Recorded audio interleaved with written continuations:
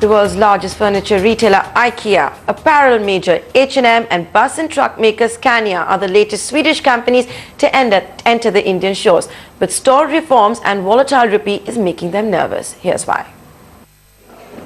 When the Swedish Chamber of Commerce asked its member companies about the India investment climate last year, 40% listed slowdown as the biggest risk.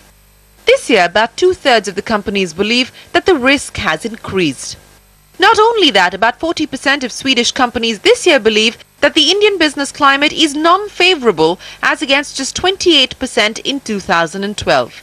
In fact, 7 out of 10 companies see bureaucracy as a hurdle apart from policy stability and macro issues.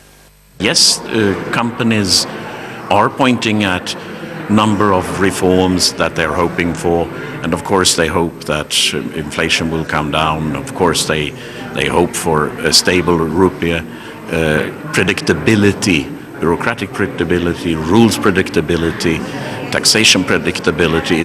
Swedish companies are also feeling the pinch of a volatile currency.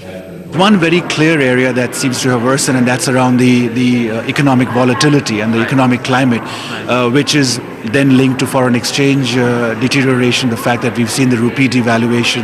That has, of course, affected our cost structure. They hope the government will push ahead with reforms to ease the pain. I think GST, the taxation reform, is clearly one key reform. The other one is on the land acquisition reform, and while that bill has already been passed, I think it's a question of now making sure there's enforcement and quick implementation and steady implementation of that bill. I think if I were to take a third reform, I would say it would be in the sector of labor.